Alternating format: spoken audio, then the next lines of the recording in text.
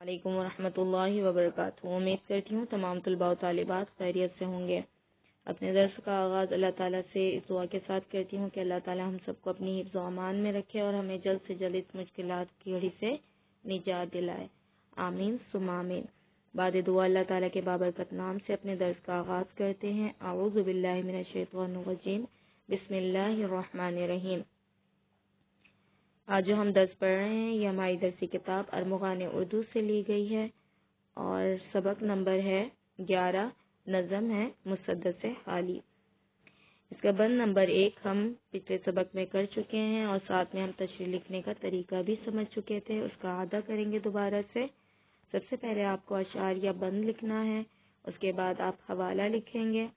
پھر شاعر کا تعارف، پھر فرہنگ لکھنا ہے یعنی بند میں موجود مشکل الفاظ معنی کے ساتھ، اس کے بعد تشریح میں سب سے پہلے آپ کو کیا کرنا ہے، بند میں موجود آپ کو اشعار کو نثر میں بیان کرنا ہے یعنی سادہ الفاظ میں، پھر اس کے بعد آپ تشریح بیان کریں گے یعنی تفصیل سے بیان کریں گے۔ اگر کوئی واقعہ کسی شخصیت کے بارے میں اس میں ذکر ہے آپ کے بند میں تو اس کا بھی مختصر سا آپ کو وضاحت کرنا ہے۔ اس کے بعد اگر آپ کو اس بند سے متعلق کوئی مماثل شعر معلوم ہے یا کسی خاص شخصیت کے قول، حدیث یا پھر آیت آپ کو معلوم ہے تو آپ اس کا بھی استعمال کریں گے اپنی تشریح میں۔ اس کے بعد ہم آتے ہیں اپنے بند نمبر 2 کی طرف۔ شاعر کہتے ہیں سبب یا علامت گر ان کو سجھائیں تو تشخیص میں 100 نکالے خطائیں، دوا اور پرہیز سے جی چرائیں، رفتہ رفتہ مرض کو بڑھائیں، طبیبوں سے ہرگز نہ مانوس ہوں وہ، یہاں تک کہ جینے سے مایوس ہو وہ۔ یعنی یہاں پر شاعر اسی انداز میں یعنی جو غفلت میں لوگ ہیں اقوام کی حالت کو بیماری سے تشبیہ دیتے ہوئے بیان کرتے ہیں کہ اگر ان کو کچھ سمجھائیں بھی تو وہ اس کی طرف کان نہیں دھرتے۔ اب سب سے پہلے ہم مشکل الفاظ دیکھیں گے۔ یہ صفحہ نمبر 93 میں موجود ہے ہمارا بند نمبر 2۔ سبب کہتے ہیں کسی وجہ کو، علامت کہتے ہیں نشانیوں کو، سجھائیں یعنی سمجھائیں انہیں بتائیں، تشخیص کہتے ہیں علاج کو، پہچان کو، خطائیں کہتے ہیں غلطیوں کو، اس کے علاوہ نقص بھی ہو سکتا ہے یعنی برائیاں، غلطیاں۔ مانوس کہتے ہیں اپنائیت کو، قریب ہونا کسی سے۔ یہاں پر شاعر اپنے الفاظ میں یوں بیان کرتے ہیں کہ جب ان کو یعنی جو بیماری میں مبتلا لوگ ہیں، غفلت میں مبتلا لوگ ہیں، جب ان کو ان کے بارے میں بتایا جاتا ہے یعنی ان کی نشانیاں بتائی جاتی ہیں کہ آپ غفلت میں ہیں اور آپ غلطی کرتے جا رہے ہیں، جب ان کو یہ سمجھایا جاتا ہے تو تشخیص میں 100 نکالے خطائیں، تو وہ اس میں 10 طریقے کی نقص غلطیاں نکالتے ہیں اور اس طریقے سے سامنے والے کو چپ کرانے کی کوشش کرتے ہیں۔ دوا اور پرہیز سے جی چرائیں، اور اگر ان کو کوئی اصلاح کا طریقہ بتاتے ہیں، کوئی سیدھی راہ پہ یعنی اپنے سدھارنے کا کوئی ذریعہ بتایا جاتا ہے، طریقہ بتایا جاتا ہے تو اس میں وہ کیا کرتے ہیں، اس سے بھی جی چراتے ہیں۔ اس کے بعد یوں ہی رفتہ رفتہ مرض کو بڑھائیں، پھر آہستہ آہستہ کیا ہوتا ہے کہ ان کی بیماریاں بڑھتی رہتی ہیں، اور پھر طبیبوں سے ہرگز نہ مانوس ہو وہ۔ طبیب سے مراد یہاں پر معالج یعنی ڈاکٹر بھی ہو سکتا ہے، اس کے علاوہ وہ ساتھی یا رہبر بھی ہو سکتا ہے جو ان کو سیدھی راہ پر لانا چاہ رہا ہو۔ اگر وہ اس کو کوئی بات بتانا چاہتا ہے تو وہ اس سے کوئی رشتہ ہی رکھنا نہیں چاہتا یعنی اس کے قریب نہیں ہوتا، یہاں تک کہ جینے سے مایوس ہوں وہ، اور یہاں تک کہ ایک وقت ایسا آتا ہے کہ وہ جینے سے بالکل مایوس ہو جاتے ہیں، کیونکہ ظاہر ہے جب ہم اللہ تعالیٰ کے راہ کو چھوڑتے ہیں، اللہ تعالیٰ کے راستے کو چھوڑتے ہیں تو پریشانیاں ہمارے گھر کو دیکھ لیتی ہیں یعنی پریشانیاں ہمارا ساتھ نہیں چھوڑتی، لیکن ہم اسے پہچان نہیں پاتے کیونکہ ہم گناہ کرتے کرتے اتنے زیادہ ہم تاریکی میں چلے جاتے ہیں کہ روشنی کا کوئی ہمیں راستہ نظر ہی نہیں آتا، اور اس طریقے سے کیا ہوتا ہے کہ ہم بالکل نا امید اور مایوس ہو جاتے ہیں، اور جب انسان کے اندر مایوسی اور نا امیدی پیدا ہو جائے تو وہ دنیا اور آخرت دونوں کا نہیں رہتا، یعنی اس کے لیے زندگی نہیں رہتی، موت سے بھی بدتر ہو جاتی ہے۔ تو یہاں پر شاعر انسان کی غفلت کو اس کی بیماری سے تشبیہ دے رہے ہیں، اور اس کے اندر جو روحانی بیماریاں پیدا ہو رہی ہیں، جو آج کل بھی ہمارے اندر ہمیں نظر آ رہا ہے کہ ہم جو ہے جب اللہ تعالیٰ کے راستوں کو اللہ تعالیٰ نے جو احکام دیے تھے ہمیں، اس کو ہم نے چھوڑ دیا، ہمارے نبی صلی اللہ علیہ وسلم کے سنت طریقوں کو ہم نے چھوڑ دیا، اور ہم نے وہ طریقے اپنا لیے جو کہ ہمارے نبی ہمارے اللہ تعالیٰ کو ناپسند ہے، تو اللہ تعالیٰ بھی ہم سے ناراض ہو گیا، اور اس کے بعد کیا ہوا کہ ہم نے اپنے لیے خود پریشانیوں کو دعوت دی، خود پریشانیوں کو اکٹھا کر لیا، اور پھر دن بدن ہم اپنی زندگی سے مایوس ہوتے جا رہے ہیں۔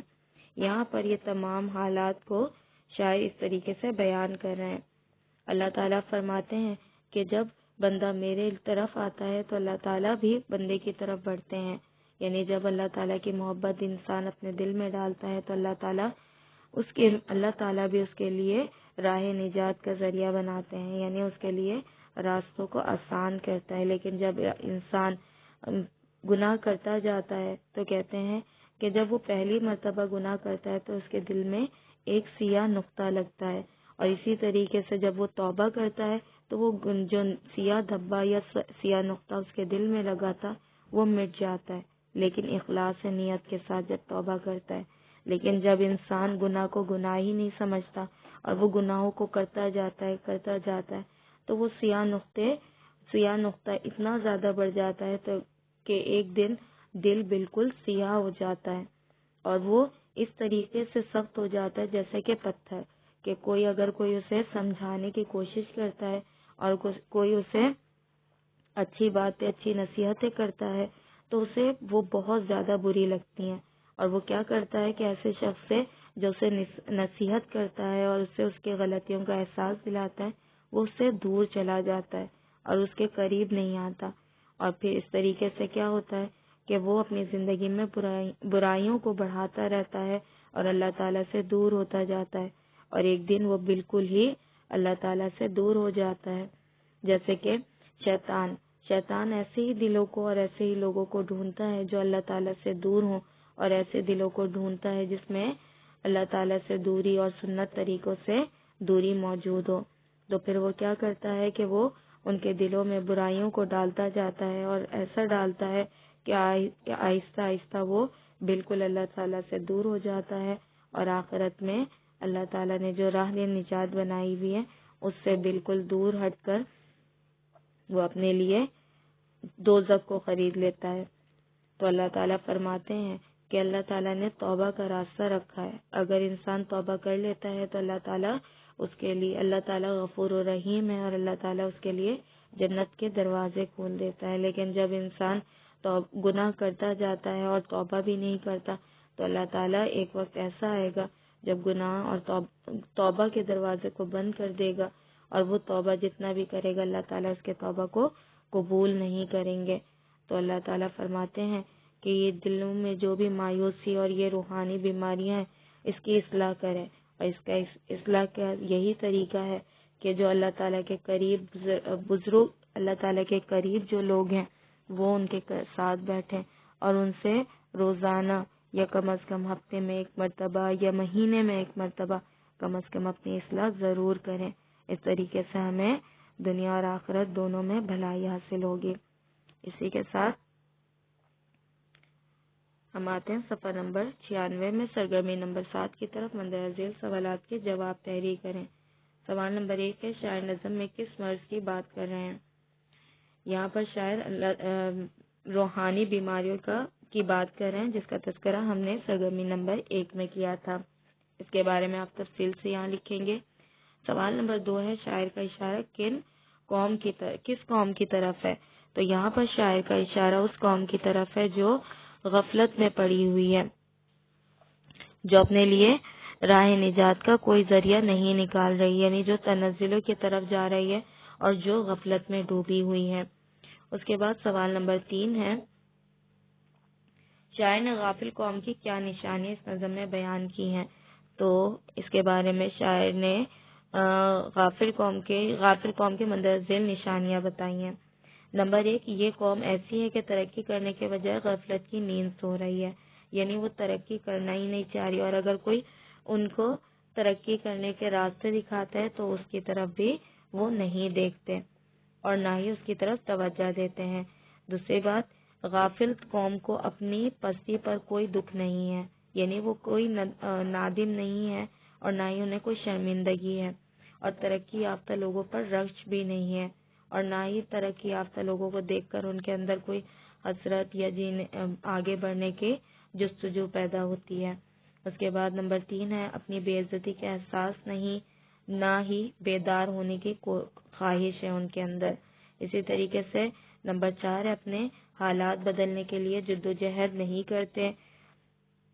اور نمبر 5 ہے، جانوروں کی طرح اپنی موجودہ حالات پر خوش ہے، یعنی جیسی زندگی گزر رہی ہے ویسے گزرنے دیں، انہیں کوئی فکر ہی نہیں ہے کہ انہیں آگے کیا کرنا ہے، جیسے کہ بس کمایا، کھایا، پیا اور سو گئے، اس طریقے کی زندگی گزار رہے ہیں۔ نمبر 4 ہے، بند نمبر 3، 5 اور 6 کی تشریح کریں، جو کہ ہم کر رہے ہیں۔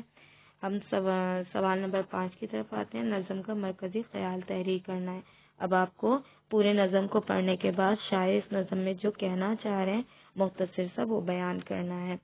اس کے بعد ہم آتے ہیں قواعد کی طرف۔ مسدس ایک ایسے نظم کو کہتے ہیں جس کا ہر بند 6 مصروں پر مشتمل ہے۔ مثلا یہاں پر آپ کے پاس جو بند موجود ہے اس میں 6 مصرے موجود ہیں۔ اس کے بعد آپ کو کیا کرنا ہے، ہم آتے ہیں، یہ صفحہ نمبر آپ کے پاس 97 میں موجود ہے۔ سرگرمی کی طرف آتے ہیں۔ ہدایت 1 ہے، دیے گئے بند کی تشریح ماں حوالہ کاپی میں صفائی سے لکھیں۔ ہدایت 2 ہے، صفحہ 96، سرگرمی 7 سوالات کی جواب صفائی سے کاپی میں لکھنا ہے۔ ہدایت 3 ہے، صفحہ 97، سرگرمی 9 6 بند پر مشتمل ایک مسدس تخلیق کرنی ہے آپ کو اور صفائی سے کاپی میں لکھنا ہے۔ جیسے آپ کے پاس پچھلے قواعد میں موجود تھا، ایک مسدس کے آپ کو تخلیق کرنے کا طریقہ بتایا گیا، آپ کو خود سے تخلیق کرنی ہے مسدس کو۔ امید ہے کہ آج کا سبق آپ کی سمجھ میں آ گیا ہوگا۔ یہیں پر سبق کا اختتام کرتے ہیں۔ جزاک اللہ خیر۔ السلام علیکم ورحمۃ اللہ۔